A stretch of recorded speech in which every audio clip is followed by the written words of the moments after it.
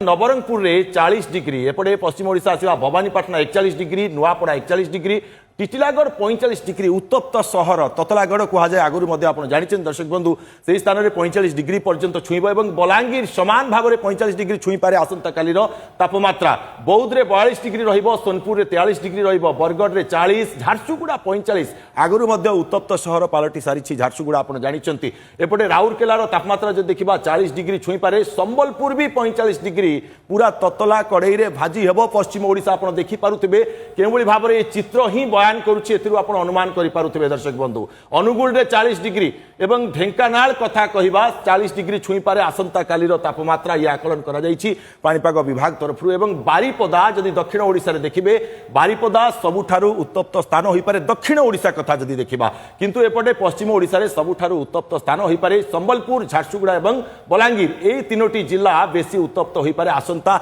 काली आज पागर जो परिवर्तन रही पागर परिवर्तन जदि आम देखा आसंता काली तापमात्रा आहरी वृद्धि पाइब 15 तारीख में पाखापाखि 15 जिला एपटे दक्षिण ओडिशा रे पारला खेमुंडी समान ढंग से आज जमी 40 डिग्री उपर आकलन करा विभाग तरफ आसंता काली 41 डिग्री छुई पारे गजपति पारला खेमुंडीर तापमात्रा एथिरु आपण अनुमान करि पारुथिबे केमिति ततला कड़ई रे भाजी हो।